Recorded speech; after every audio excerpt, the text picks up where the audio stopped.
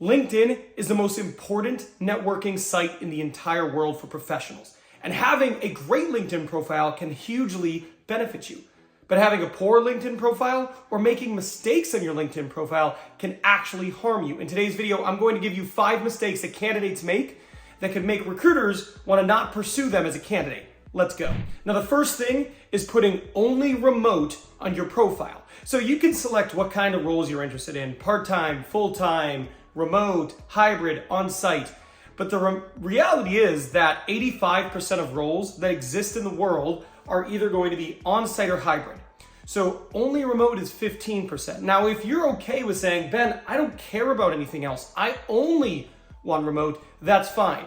But if you're also willing to work hybrid and you put only remote, most recruiters are just going to skip over you. The reality is, just by putting hybrid there, you're going to be opening yourself up for more opportunity.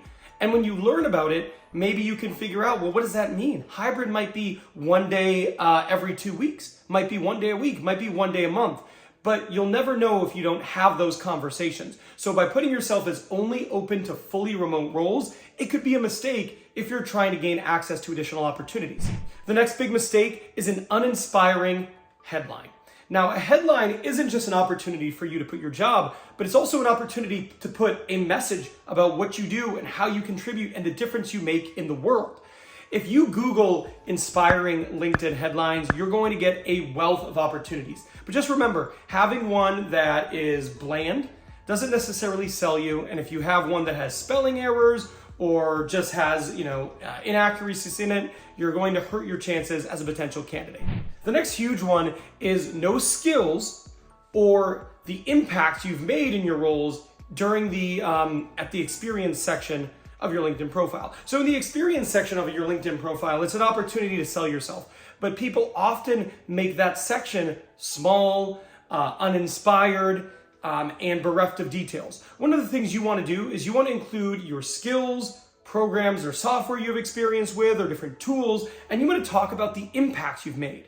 Instead of saying something along the lines of, ran lane initiatives for my company, you could say something along the lines of ran a massive lean implementation for my organization and saved the company $250,000 over a 12-month period by doing X, Y, and Z. Much more powerful. When you do that in the experience section, you allow people to imagine what you might be able to do for their organization, which in turn will make you more attractive to prospective employers. Another mistake that people make is they have inconsistencies with their LinkedIn profile and resume. If you apply to a job, one of the things that recruiters are going to do is they're also going to go look at your LinkedIn profile and see what message you're putting out to the world and how you're represented there. And if there is inconsistencies, one title on your resume, a different title on your LinkedIn profile, one set of dates on your resume, different set of dates on your LinkedIn profile, that could actually really harm your chances of landing the role. So make sure you don't do that. Unprofessional photo. The last thing you want is a bathroom selfie or something ridiculous as your LinkedIn profile. This is a billboard. This is a billboard about who you are, the professional you are, and that shouldn't be a bathroom selfie or something else that's ridiculous. So make sure it's a professional headshot or something, if you're in the creative field, that is professional yet showcases your ability to be creative. But what you definitely don't want to do is something tasteless, something stupid, something blurry.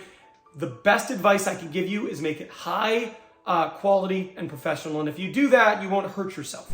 The next big mistake is people who write inappropriate things on LinkedIn or comment on or like political posts. So one of the things you can actually do on someone's LinkedIn profile is you can look at their activity and then you can look at their comment or activity section, right? And that'll show you all the things they like on LinkedIn, all the comments they leave.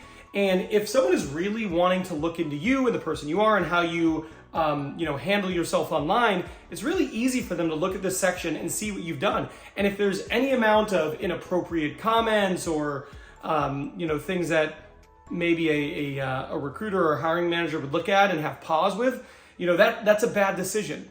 The reality is LinkedIn isn't a political site. And a lot of people do post political things, but as a candidate, if you do that, you are putting yourself at risk by offending someone who's in the interview process and maybe hurting your chances of getting a job. My best advice is to not do that. It's unnecessary there. Now, if you're interviewing for a job, you probably want a great job, not a terrible job. Am I correct in that assumption? Yeah, probably.